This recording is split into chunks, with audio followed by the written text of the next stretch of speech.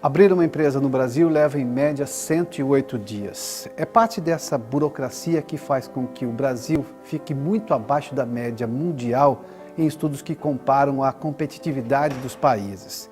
Para a economista Rita Ramalho, do Banco Mundial, embora o comparativo seja útil, o que faz com que um país realmente mude e melhore na competitividade são decisões internas e insistentes. Rita, qual é a exata posição do Brasil nesse estudo Doing Business? O Brasil classifica-se em número 120 entre 189 economias que nós medimos no mundo inteiro. Ou seja, em termos de eficiência, claro, o primeiro é o primeiro, mas o Brasil não está nem numa condição mediana. Sim, está abaixo da mediana. E onde você diagnostica, onde é que estão os problemas para estar tão mal colocado um país que tem importância do ponto de vista de riqueza, de posição estratégica, de recursos naturais e até de hoje alguma importância maior no mundo, está tão mal colocado nessa área específica? Há várias áreas em que o Brasil tem ainda muito espaço para melhorar. Principalmente uma das áreas é a abertura de empresas, em que o processo é complicado. Este ano nós medimos a situação em São Paulo e no Rio. No Rio é um pouco melhor, é um bocadinho menos complicado abrir uma empresa do que em São Paulo, mas mesmo assim continua a ser complicado. Por exemplo, em São Paulo demora 3 meses e meio para conseguir abrir uma empresa, para fazer todos os processos necessários para abrir uma empresa e pôr um negócio a funcionar.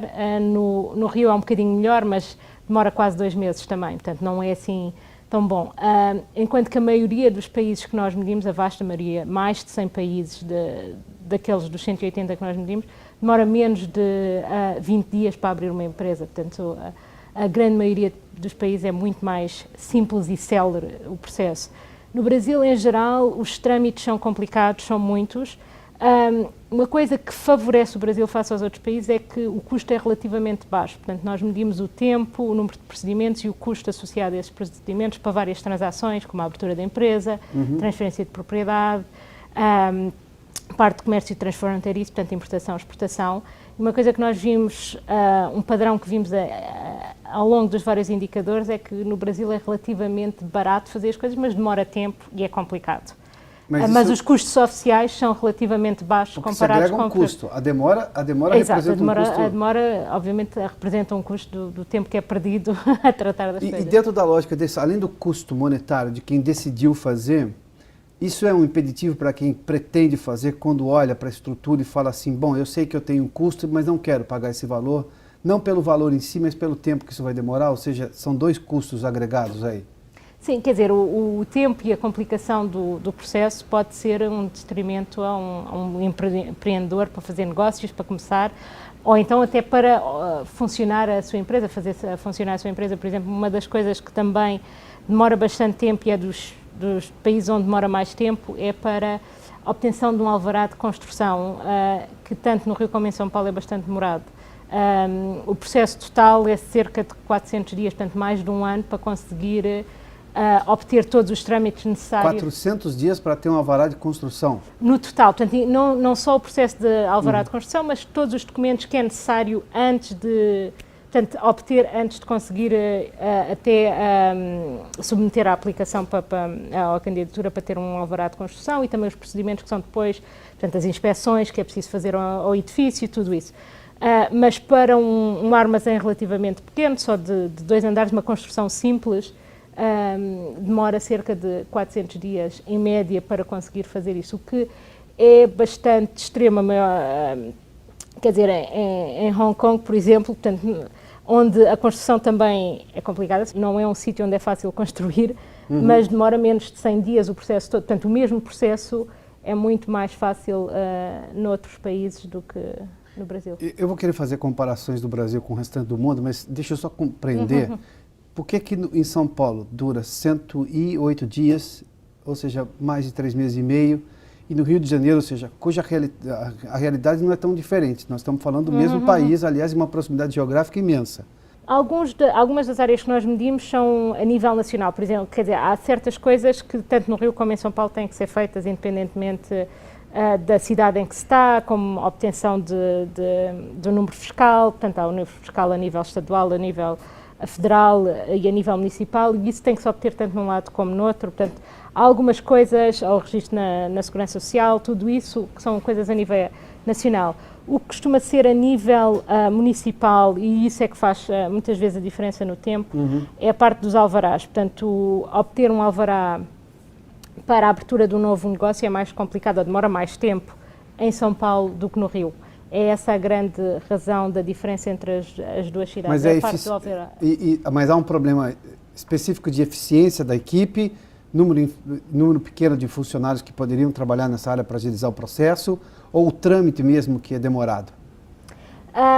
Eu acho que é um pouco os dois. Por um lado, pode ser uma falta de recursos, porque há mais negócios em São Paulo do que no Rio, portanto há um volume maior de transações, e isso pode ser que faça com que as coisas demorem mais tempo, porque há mais transações a serem analisadas do que no Rio. Mas por outro pode ser também o facto de os requerimentos na prática em São Paulo serem mais complicados do que no Rio. Num país onde abriu uma empresa, a senhora fez uma citação sobre Hong Kong, o que tem de menos lá, ou de mais eficiente, se comparado, por exemplo, à realidade brasileira? Hong Kong, se calhar, neste aspecto, talvez não seja a melhor comparação, porque Hong Kong é um país bastante pequeno, mas, por exemplo, os Estados Unidos, que é um país já, também é um país federal como o Brasil, ou o México, também é um país federal, que aí acho que a comparação acaba por ser mais interessante nesse sentido. Uma das coisas que falta no Brasil e que esses países têm, tanto o México como os Estados Unidos, ou até como o Canadá, por exemplo, é a coordenação entre os diferentes níveis de governo. Porque o que acontece no Brasil, apesar das coisas terem melhorado, quando nós começámos a medir este processo há 10 anos atrás, era mais longo do que é agora, portanto houve alguma melhoria, mas ainda não é suficiente comparada com os outros países. O que nós vimos nos Estados Unidos, por exemplo, só há um número fiscal para a empresa, não há um número fiscal a nível estadual, a nível federal e a nível municipal como no Brasil. Portanto, há uma integração em que o empreendedor só tem que ter um interface com o governo uma vez ou com o Estado. Porque no Brasil, dependendo da empresa, ela tem um registro na Receita Federal, uma inscrição estadual e uma inscrição municipal. A mesma empresa, os mesmos proprietários, a mesma condição societária e por aí vai. Aqui é apenas um registro. Exato. É o nome da empresa e o número dela. Exatamente. Um só. Portanto, não é preciso... Pois é, obviamente também se tem que registrar com a Segurança Social em várias coisas, mas em termos só do aspecto fiscal, enquanto que nos Estados Unidos isso é um procedimento, no Brasil são 3 coisas diferentes que o empreendedor tem que fazer. Já houve algum esforço para coordenar e para haver alguma integração, mas ainda continuam a haver números diferentes para a mesma empresa, só porque o empreendedor está a lidar com diferentes níveis de governo. Portanto, mas a burocracia é uma coisa... Dizem, inclusive, que é uma coisa histórica no Brasil. A burocracia sempre foi grande desde 1500, quando fomos descobertos pelos portugueses. Ou seja, não é um procedimento que talvez não tenha sido aperfeiçoado. Mas isso é uma questão, é uma escolha? Dá para decidir ser menos burocrático? Sim, eu acho que sim, até porque, sendo eu portuguesa, eu não acho que culpar os portugueses nem foi a pretensão. Mas dizem que há 500 anos fazemos do mesmo jeito. Não, mas, por exemplo, Portugal, que supostamente faria do mesmo jeito há 500 anos, no ranking de Doing Business é o número 25, portanto não acho que haja uma razão necessariamente, e não, quer dizer, e quando o Doing Business começou, Portugal não estava no número 25, estava muito mais abaixo, portanto houve um esforço para simplificar o processo burocrático nos últimos anos em Portugal, que ainda não houve no Brasil, portanto, há outros países que também melhoraram bastante e que tinham processos burocráticos complicados, portanto, os 2 países que mais melhoraram em Doing Business nos últimos 10 anos, um deles é a Geórgia e outro é a Ruanda. Portanto, que são países mais pequenos, portanto é difícil também de comparar com o Brasil, no sentido que os desafios que o Brasil enfrenta são diferentes, mas eram países que estavam numa classificação pior do que o Brasil está agora, ou pior do que o Brasil alguma vez teve, e que agora estão bastante à frente do Brasil. Portanto, não é... a história não é destino, não é nenhuma fatalidade. O que aconteceu no passado não quer dizer que não possa ser alterado. Então é uma escolha do momento. Decidir ser menos burocrático, mais eficiente nesse trato do Estado com a empresa, com o setor privado, é uma escolha. Essa escolha foi motivada o quê? É uma decisão que vem do governo federal, é uma pressão maior que vem das empresas. Por que esses países conseguiram fazer essa transição tão rapidamente? Quer dizer, estes dois países eu acho que em particular eram porque são pequenas economias abertas em que têm interesse em mostrar que são competitivos, que é fácil fazer negócios para atrair investimento. Então foi decisão estratégica. Foi uma decisão estratégica a nível do governo e aí foi ao mais alto nível do governo, portanto, presidente, primeiro-ministro, a esse nível. De fazer esta melhoria. Mas noutros países pode ser decisões a diferentes níveis, pode ser ao mais alto, pode ser ao federal, mas eu acho que sem ajuda do aspecto estadual e do aspecto municipal, num país como o Brasil, não é possível melhorar a burocracia sem ter a coordenação entre os diferentes níveis de governo e sem ter a aceitação de que isto é a direção em que se deve ir. Portanto, simplificar é a direção que o Brasil deve seguir. Quando a comparação com os Estados Unidos, por questões geográficas e tamanho, faz sentido. Mas se eu olhar o Brasil, e é sempre uma comparação que se faz com o Chile é um país muito mais aberto comercialmente. Aliás, o que eu tenho ouvido é que a crítica ao Brasil é que é um país muito mais fechado do que ele se imagina ser, do ponto de vista comercial, sem contar as dificuldades que isso gera. Mas comparando o Brasil com os seus vizinhos mais ali, eu estou falando do Chile, da Argentina, que passa por uma crise, mas enfim, qual é exatamente, se alguém quiser empreender nesses países comparado ao Brasil, qual é a diferença clara? A favor desses países ou contra o Brasil ou o oposto? Entre a Argentina e o Brasil, pelo menos nas áreas medidas em doing business, não há uma grande diferença. A Argentina também é um país bastante complicado e bastante burocrático. E não foi colonizado pelos portugueses, então não é um problema realmente. Exato. Aí seria dos espanhóis, o que também não justifica. Mas o Chile é muito mais simples. Portanto, o ranking do Chile está no top 50, portanto é bastante mais fácil e mais simples. Houve um processo de simplificação e até já há muita, porque é um país que desde há 10 anos atrás, 11, 12 anos atrás, quando nós começámos a medir isto, já era o país com as regulamentações mais simples dentro da América Latina. E ultimamente até houve outros países como a Colômbia que ultrapassaram o Chile, que antigamente estavam atrás do Chile em termos do processo burocrático, eram mais complicados, mas através de um esforço de reforma durante vários anos, a Colômbia conseguiu ultrapassar o Chile no último ano do ranking Doing Business, mas o Chile continua a ter regulamentações bastante simples e fáceis de implementar dentro da América Latina. A pesquisa leva em conta também a percepção do empreendedor, o que é pior para ele, se é o tamanho da burocracia, o tempo da insegurança de um processo longo para abrir uma empresa, ou se necessariamente, por exemplo, uma reclamação muito recorrente no país é o valor da carga tributária. O índice da carga tributária que é alto, porque no Brasil a lógica é pago muito e recebo pouco do Estado, diferentemente, sempre é a comparação com a Europa, ou seja, paga-se muito, mas tem-se mais retorno. O que incomoda na situação brasileira, o que é pior? É o tempo da burocracia ou o valor que se paga de impostos no país para empreendimento novo? Sim, portanto, nós incluímos todos os indicadores de forma igual, portanto, nós medimos tempo e custo e damos o mesmo peso a cada um dos indicadores, não fazemos diferenciação, o que é mais importante, o que é menos.